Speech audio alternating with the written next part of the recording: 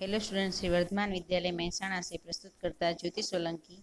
आज हम कक्षा 12वीं का सेकेंड चैप्टर नमक का दरोगा इसका आज हम अभ्यास करेंगे। हमने पार्ट 1 और 2 देखा। 2 में हमने देखा कि वंशीधर जो थे नमक विभाग के दारोगा थे। यहाँ पे जब उनकी जॉब लगी और उसमें कुछ दिनों बाद देखा तो गाड़ियों की लंबी कतारें जा रही थी, उसकी आवाज़ सुन के वो उड़ जाते हैं। उन्होंने देखा तो वो सारी जो गाड़ियाँ थी वो नमक की थी और नमक को कानपुर ले जाया जा रहा था। पूछताछ से पता चला कि ये पंडित आलोपीदीन की गाड़ियाँ थी। पंडित आलोपीदीन को वंशीधर हिरासत में ले लेते हैं। तो आलोपीदीन ने बोला कि आप मुझे मतलब हिरासत में मत लो, मेरा इतना बड़ा नाम है, मेरी पूरी इज्जत जो है वो मिट्टी में मिल जाएगी। और बंशीधर के सामने उन्होंने पैसों का प्रस्ताव रखा। बोले तुझे मुंह मांगी रकम दूंगा पर तू मेरी गाड़ियाँ मतलब अ, आ, भले तू न जाने दे पर मुझे हिरासत में मत ले और मेरा पूरा नाम है वो मिट्टी में मिल जाएगा। यहाँ पे बंशीधर उनकी एक भी बात नहीं सुनते हैं और आलोपीदीन को हिरासत में ले लिया जाता है। इसको हम आगे देखेंगे कि दुनिया सोती थी पर दुनिया की जीभ जागती थी। सवेरे देखिए तो बालक पुरुष सबके मुंह से यही बात सुनाई देती थी। जिसे देखिए वह पंडित के इस व्यवहार पर टीका टिप्पणी कर रहा था। निंदा की बौछारें हो रही थी, मानो संसार से अब पापी का पाप कट गया हो। यहाँ पे आलोपीदीन को जब हिरासत में ले लिया जाता है तो ये जो सारी बात थी वो सब पूरे राज्य में फैल जाती है और सभी लोग पंडित आलोपीदीन की मतलब बातें करते थे, उनके ऊपर टीका टिप्पणी हो रही थी और लोगों चारों तरफ निंदा की बौछारें हो रही थी। पानी को दूध के नाम से बेचने वाला ग्वाला, कल्पित रोज नामचे भरने वाले अधिकारी वर्ग, रेल में बिना टिकट सफर करने वाले बाबू लोग, जाली दस्तावेज बनाने वाले सेठ और साहूकार, यह सब के सब देवताओं की भांति गर्दनें चला रहे थे। यहाँ पे देखो कि कौन गैर कानूनी तौर पे पैसा नहीं कमा रहा था। जिसको देखो वो सब कुछ ना कुछ मेल कर मतलब मिला के पैसे कमा रहे थे। तो यहाँ पे एक आलोपी ही ऐसे व्यक्ति नहीं थे जो जिस व्यक्ति को देखो वो कुछ ना कुछ गैर कानूनी तौर पे पैसे कमा रहे थे। जब दूसरे दिन पंडित आलोपीदीन अभियुक्त होकर कांस्टेबल के साथ हाथों में हथकड़ियां, हृदय में ग्लानि और शोक भरे लज्जा से गर्दन झुकाए अदालत की तरफ चले तो सारे शहर में हलचल मच गई। मेलों में कदाचित आंखें इतनी व्यग्र न होती होगी, भीड़ के मारे छत और दीवार में कोई भेद न रहा। यहाँ पे जब आलोपीदीन को वंशीधर जब ले जा रहे थे हाथों में हथकड़ियाँ पहनाकर, तो आलोपीदीन का सर भी लज्जित होकर सर झुकाए वो जा रहे थे। तो उनको देखने के लिए बहुत बड़ी भीड़ इकट्ठा हो गई थी। इतनी भीड़ तो मेले में भी हम न देखे। यहाँ पे दीवार और छत का कोई मतलब भेद पता नहीं चल रहा था। तो लोग आलोपीदीन को देखने के लिए इकट्ठे हो गए थे। किंतु अदालत में पहुंचने की देरी थी। पंडित आलोपीदीन इस अगाध वन के सिंह थे।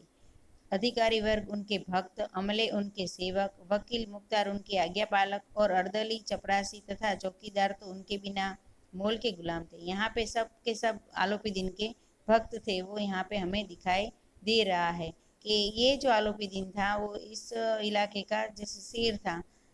इस प्रकार आलोपीदीन की इज्जत यहाँ पे दिखाई दे रही है। उन्हें देखते ही लोग चारों तरफ से दौड़े। सभी लोग विस्मित हो रहे थे, इसलिए नहीं कि आलोपीदीन ने यह कर्म किया, बल्कि इसलिए कि वह कानून के पंजे में कैसे आ गए। ऐसा मनुष्य जिसके पास असाध्य साधन करने वाला धन, अनन्य वाचालता हो, वह क्यों कानून के पंजे में आए। प्रत्येक मनुष्य उनकी सहानुभूति प्रकट करता था। बड़ी तत्परता से आक्रमण को रोकने के निमित्त वकीलों की एक सेना तैयार हो गई।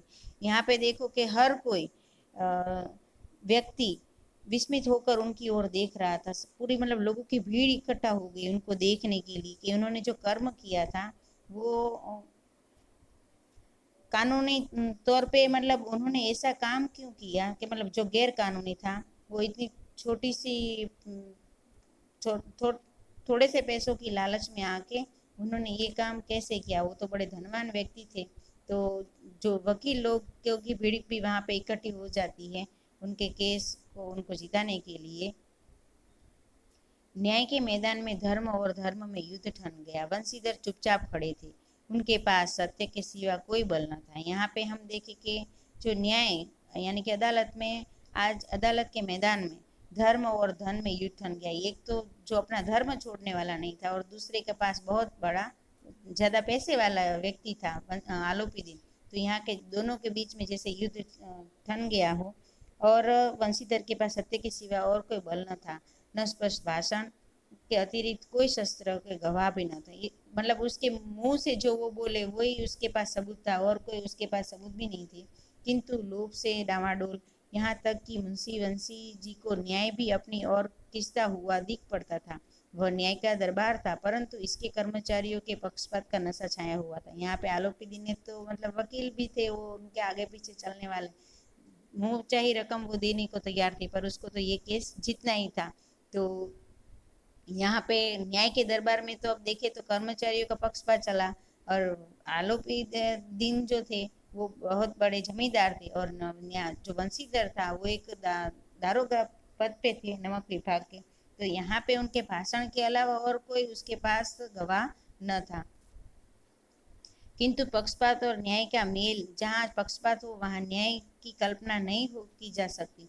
मुकदमा शीघ्र ही समाप्त हो गया, और थोड़ी देर में तो ये जो पूरा मुकदमा था वो पूरा हो जाता है।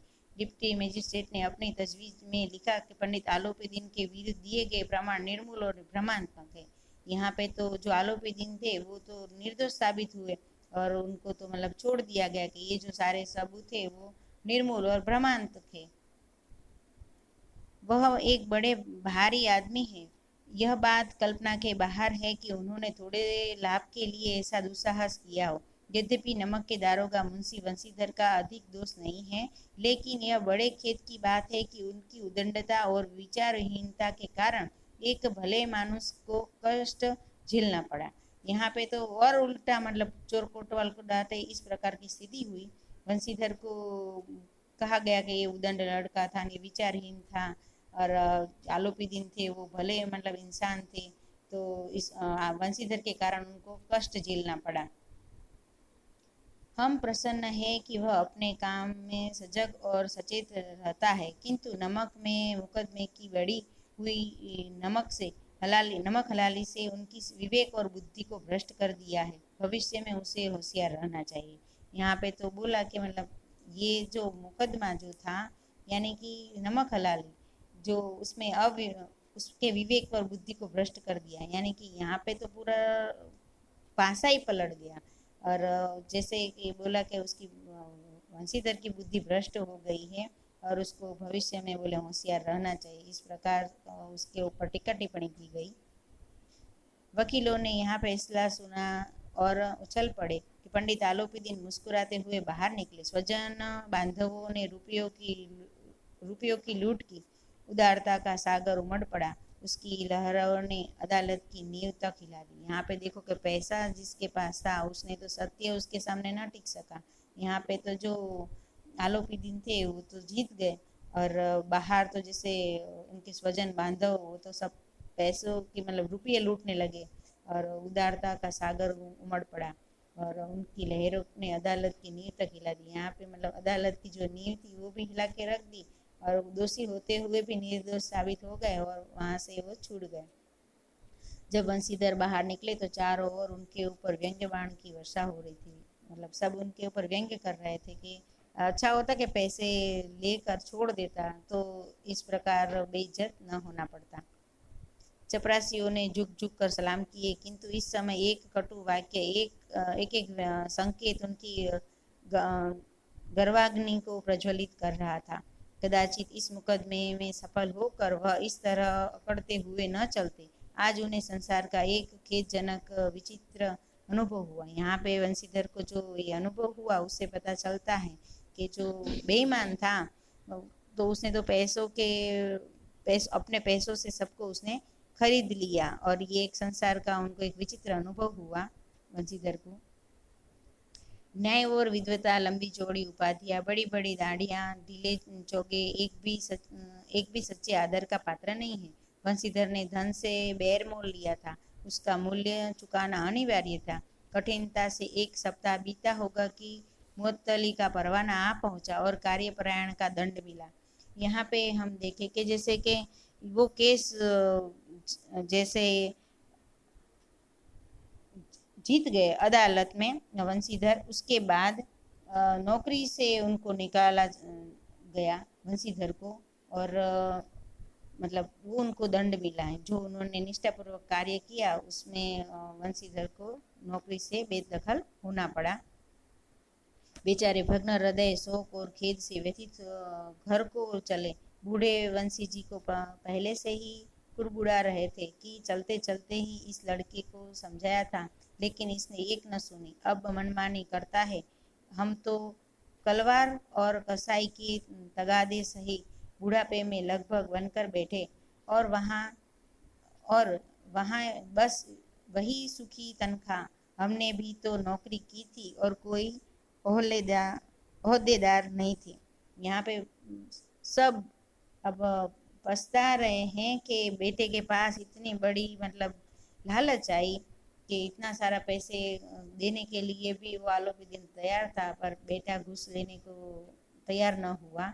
उसने जो ऊपरी कमाई थी तनख्वाह के ऊपर की, वो लेने से उसने इनकार कर दिया। तो यहाँ पे अपनी जो धर्म था उस पर अड़िग रहे, तो नौकरी से हाथ धोना पड़ा। पिताजी ने बोला कि मैंने इसको बहुत समझाया था, पर एक जो मेरा लड़का है वो टस से मस न हुआ, लेकिन काम किया, दिल खोल कर किया, और आप ईमानदार बनने चले चले हैं। घर में चाहे अंधेरा हो, मस्जिद में अवश्य दिया जलेगा। खेद ऐसी समझ पर पढ़ना लिखना सब अकारत गया।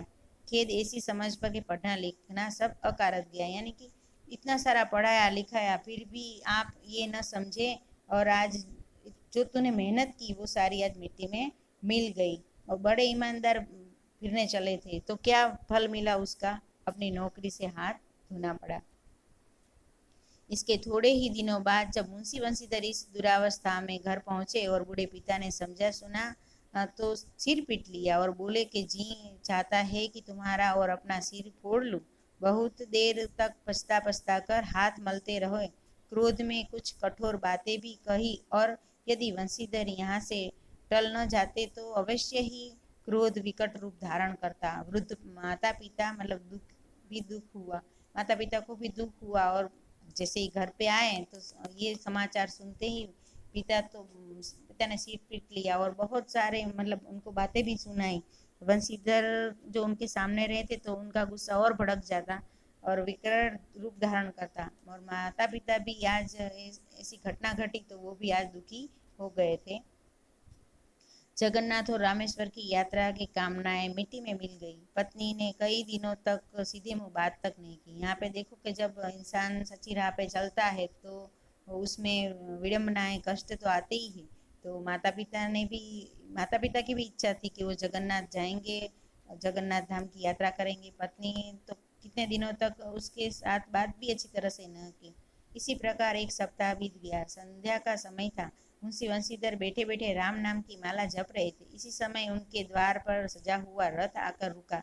हरे और गुलाबी पर्दे, पछी एक बैलों की जोड़ी, उनकी गर्दन में नीले धागे, सिंह पीतल के जड़े हुए, कई नौकर लाठियों कंधे पर रखे साथ थे।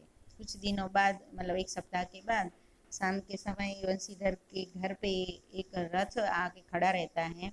उसमें दो बैलों की जोड़ियां थी और उनके जो गर्दन थे उस पर नीले धागे से माला जैसा पहनाया हुआ था, सिंह पीतल के जड़े हुए थे, और उसके साथ कई नौकर जो थे उनके कंधे पे लाठियां रखी हुई थी।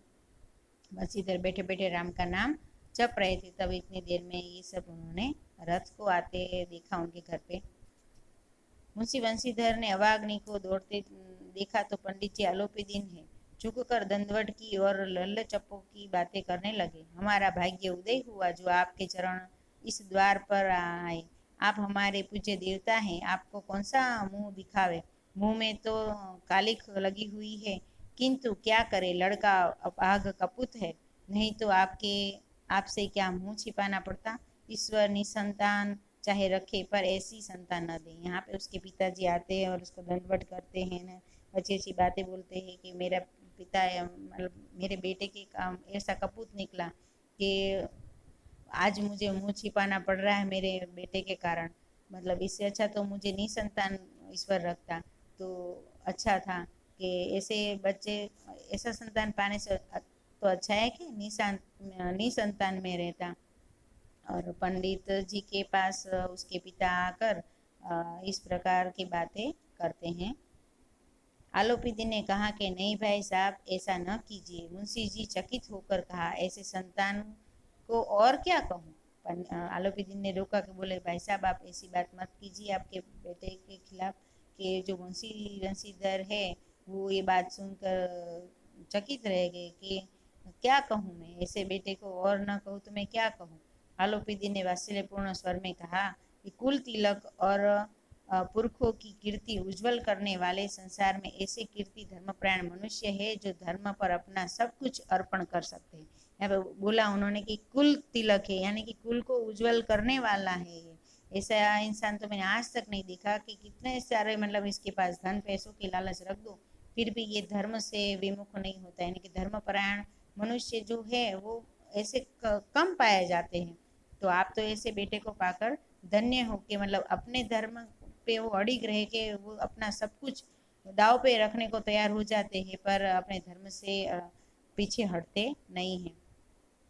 पंडित आलोपीदीन ने वंशीधर को कहा, दरोगा जी इसे खुशामत न समझिए। खुशामत करने के लिए मुझे इतना कष्ट उठाने की जरूरत न थी। उस रात को आपने अपने अधिकारी बल से हमने अपनी हिरासत में लिया था, किंतु आज मैं स्वेच्छा से ही आपकी हिरासत में आया हूँ।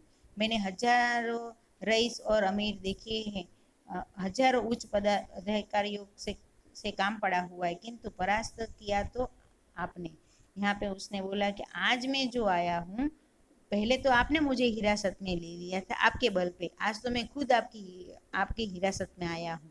मैंने तो ऐसे कई रईस देखे, कई अमीर लोग देखे, कई उच्च पदाधिकारी देखे, पर आप आज आपने मुझे परास्त कर दिया। मतलब कोई मुझे परास्त नहीं कर सका, पर आपने ही मुझे परास्त किया है।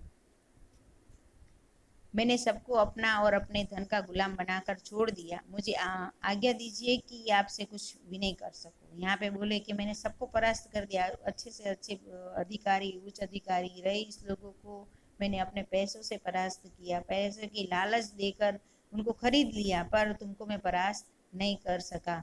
तो आज मतलब मुझे आज्ञा दीजिए कि मैं आपके सामने कुछ प्रस्ताव रख सकूं। बंशीधर ने आलोपी दिन को आते देखा तो उठकर सत्कार किया, किंतु स्वाभिमान से समझ गए कि यह वहां से मुझे लज्जित करने और जलाने आया है। मतलब यहाँ पे तो पहले ऐसे ही लगा कि ये तो मुझे लज्जित करने आया है कि कैसे, मतलब देख मेरी बात न मानी तो आज नौकरी से हाथ धोना पड़ा। पर बंशीधर को तो यही लगा कि आलोपी दिन जो आज आए हैं तो वो तो मुझे लज्जित करने के लिए आए, पर खड़े होते हैं और उनका सत्कार करते हैं। क्षमा प्रार्थना की चेष्टा नहीं की, वरन उन्हें अपने पिता की यह ठकुर सुहाती की बात असह्य सी प्रतीत हुई। पर पंडित जी की बातें सुनी तो मन में मेल मिट गया।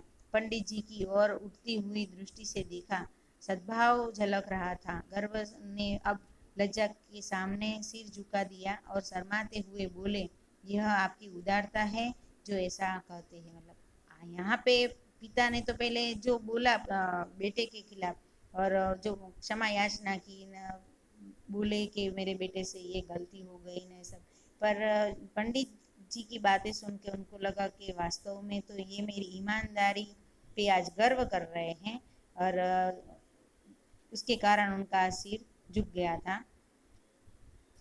मुझसे जो कुछ अभिनय हुआ है उसे क्षमा कीजिए। मैं धर्म की बेड़ी में जकड़ा हुआ था, नहीं तो वैसे मैं आपका दास हूँ। जो आज्ञा होगी वह मेरे सिर माथे पर। पहले तो बोला कि मैं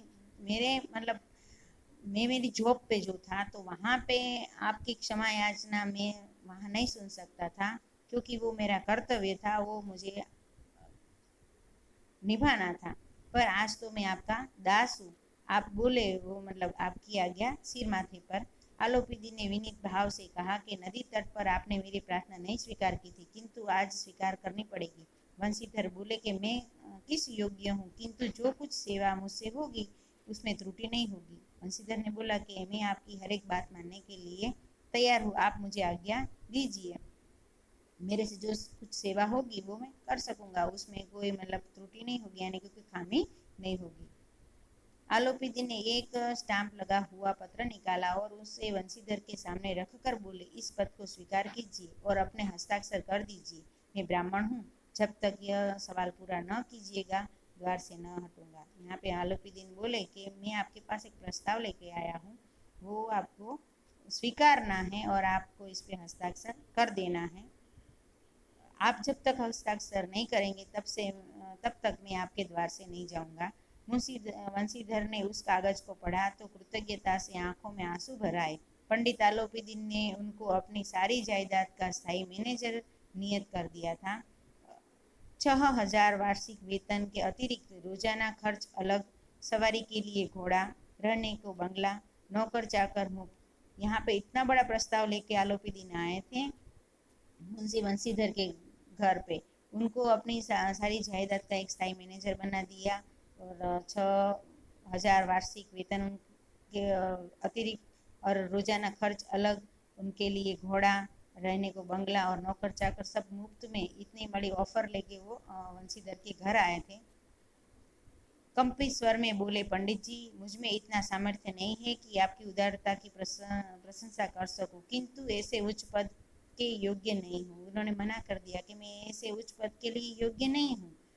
आलोपीदी ने हंसकर बोले, मुझे इस समय एक योग्य मनुष्य की ही जरूरत है, आपके जैसे ही मुझे एक योग्य इंसान की जरूरत है। वंशीधर ने गंभीर भाव से कहा, मैं आपका दास हूँ, आप जैसे कीर्तिवान सज्जन पुरुष की सेवा करना मेरे लिए सौभाग्य की बात है, किंतु मुझमें न विद्या है, न बुद्धि, न स्वभाव जो इस त्रुटियों की पूर्ति कर देता है। मतलब मेरे पास बोले कि आपके इतना बड़ा प्रस्ताव मैं नहीं स्वीकार सकता, कि मेरे पास इतना पैसा नहीं है, मेरा मतलब मेरे पास इतनी विद्या नहीं है, बुद्धि नहीं है, मेरा ऐसा स्वभाव भी नहीं है कि आपको मतलब इस पद के लिए मैं योग्य हूँ।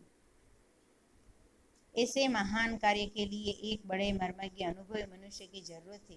आलोपीदी ने कमलदान से कलम निकाली और उसके वंशीधर के हाथ में देकर बोले, न मुझे विद्वता की चाह है, न अनुभव की, न मर्मज्ञता की, न कार्यकुशलता की। इन गुणों के महत्व को खूब पा चुका हूँ। अब सौभाग्य और सुअवसर ने मुझे वह मोती दे दिया जिसके सामने योग्यता और विद्वता की चमक फीकी पड़ जाती है। यह कलम लीजिए और अधिक सोच विचार न कीजिए, दस्तखत कर दीजिए। उन्होंने बोला कि मुझे ऐसे कोई इंसान की जरूरत नहीं है, आज तो मुझे एक सौभाग्य प्राप्त हुआ है तेरे जैसे मतलब मोती को पाकर। अब तू ज्यादा कुछ सोच मत और मेरे जो प्रस्ताव रखा है उस पर तू हस्ताक्षर कर दे। परमात्मा से ही प्रार्थना है कि वह आपको सदैव वही नदी के किनारे वाला बेमुरोत, उदंड, कठोर परंतु धर्मनिष्ठ दारोगा बनाए रखे। वंशीधर की आंखें डबडबाई, हृदय में संकुचित पात्र में इतना एहसास न समझा सका। एक बार फिर पंडित जी की ओर भक्ति और श्रद्धा की दृष्टि से देखा और कांपते हुए हाथों में मैनेजर की कागज पर हस्ताक्षर कर दिए। आलोपीदी ने प्रफुल्लित होकर उन्हें गले लगा लिया। यहाँ पे जो प्रस्ताव था आलोपीदीन का, उन्होंने स्वीकार कर लिया कि मुझे तो आपके जैसा ही कठोर जो नदी किनारे पे जो खड़ा था दारोगा, ऐसा ही मतलब कठोर, बेमुरत, उदंड, धर्मनिष्ठ दारोगा मुझे चाहिए। और ये सब बात सुन के वंशीधर की आंखों में आंसू आ जाते हैं और बोले कि तेरे जैसे इंसान को पाकर मैं आज धन्य हूँ, और उसको गले लगा लेते हैं। यहाँ पे हमने देखा कि एक सज्जन इंसान की कीमत और जो धर्मनिष्ठ था उसकी कीमत आलोपीदीन समझे और उसको अपने जायदाद का एक स्थायी मैनेजर बना दिया। अस्तु, धन्यवाद।